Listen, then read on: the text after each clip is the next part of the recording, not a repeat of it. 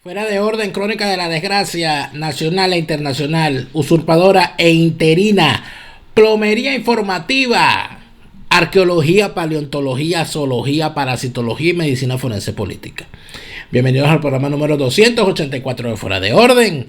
Hoy es lunes 24 de agosto del año 2020. Gracias por estar acá de vuelta. Les saluda como todas las noches Daniel Lara Farías. Gracias por estar acá.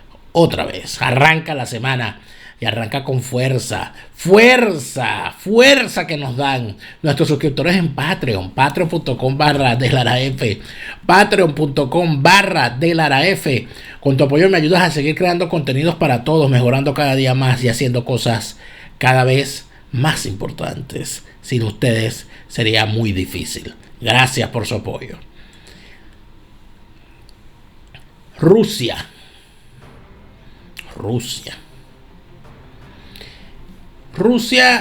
es una especie, para los latinoamericanos, de hermano mayor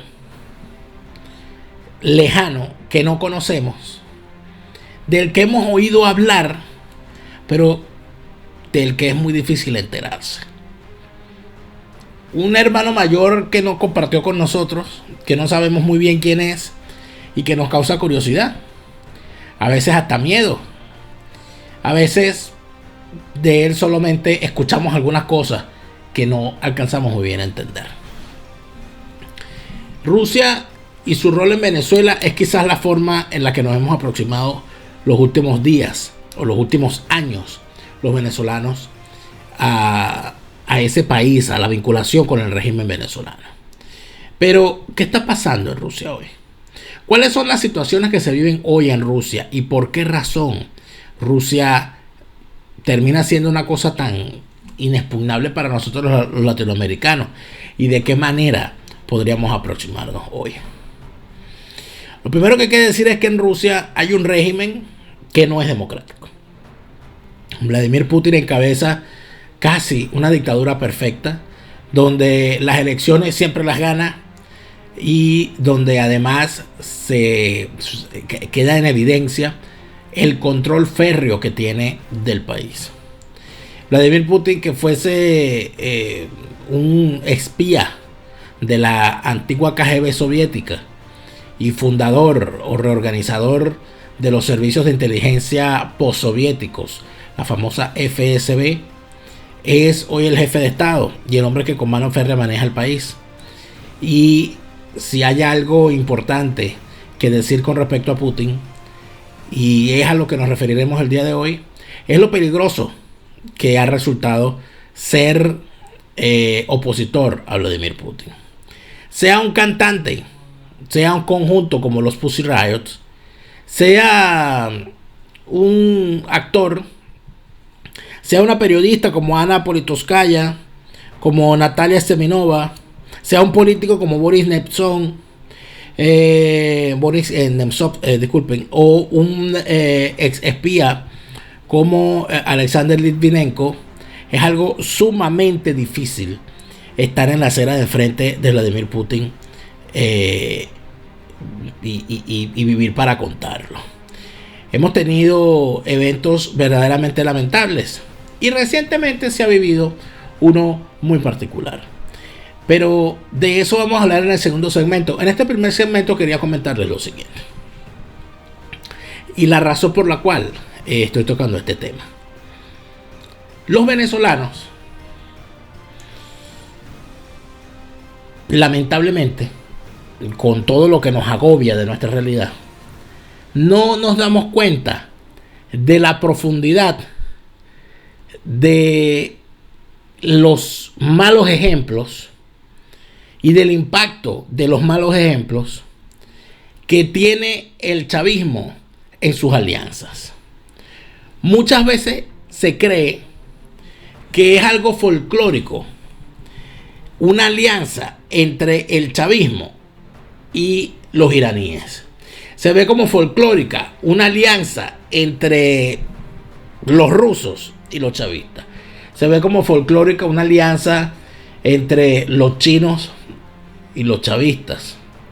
Pero si uno profundiza un poco, debería pensar que en la vida privada, en la vida personal y en la política internacional, detrás de una alianza tiene que haber de alguna forma una aspiración o inclusive una admiración.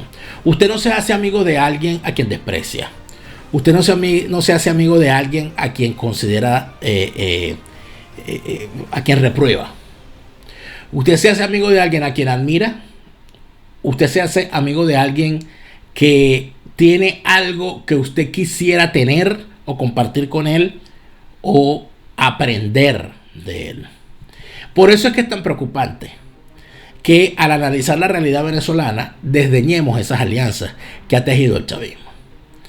Y los gestos de admiración hacia Rusia y las fórmulas buscadas para el acercamiento con Rusia y vivir amarrado a Rusia, de alguna forma nos indican que el régimen chavista tiene unas aspiraciones a el sometimiento de la población que de alguna manera los rusos le permiten tener más cercana en lo que significaría su ejecución.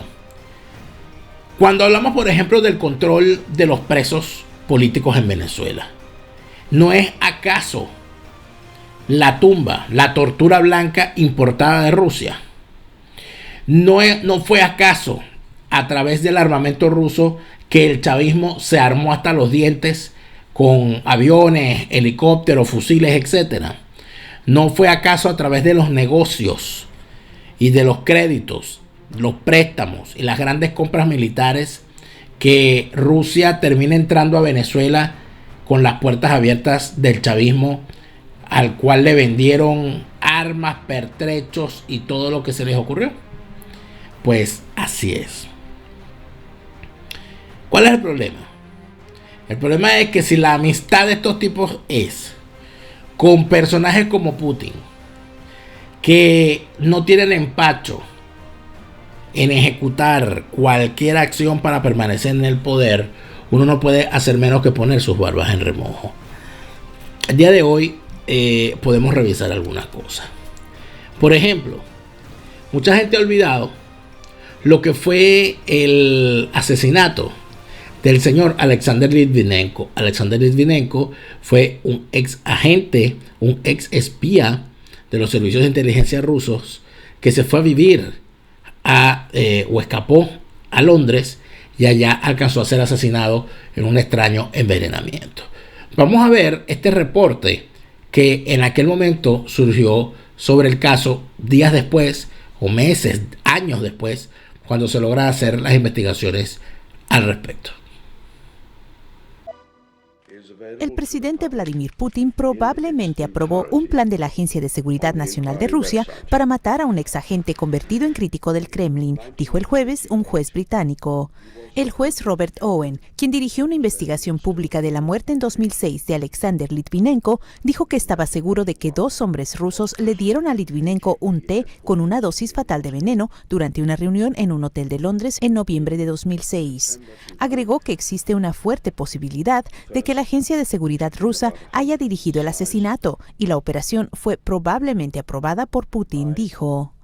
En su lecho de muerte, Litvinenko acusó a Putin de ordenar su asesinato, pero esta es la primera declaración pública oficial que relaciona al presidente ruso con el crimen. Este caso del asesinato de Alexander Litvinenko todavía está en discusión, todavía hay reclamos para esclarecerlo. Y han sido el rostro de esta investigación y de la persecución de justicia la viuda y el hijo de Alexander Litvinenko, que tenía 12 años para el momento del asesinato de su padre y que hoy cuenta con 21 años y ha sido uno de los que más ha exigido justicia para saber qué ocurrió con su papá. Pero de la misma manera vimos el caso antes del asesinato de Alexander Litvinenko de la periodista rusa Ana Politkovskaya. Pero quizá decir y hablar del asesinato de Ana Politkovskaya sea muy poco frente a lo que significa ser periodista en Rusia.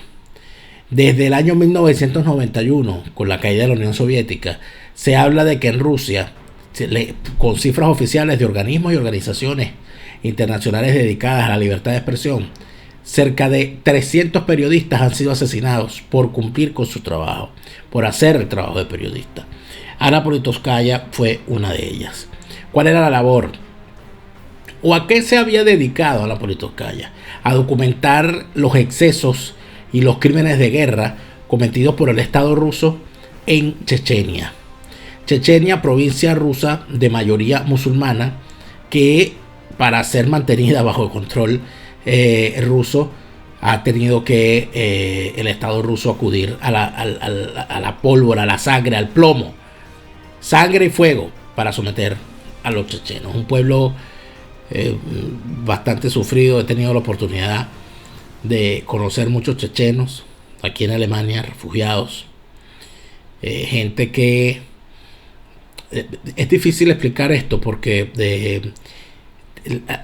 tener contacto con alguien de Chechenia, es gente que uno les ve el grave sufrimiento que han tenido, lo mal que lo han pasado, las cosas feas que les ha tocado vivir. No hay un solo checheno refugiado en ninguna parte del mundo que pueda hablar cosas bonitas sobre lo que significó para él salir de su país.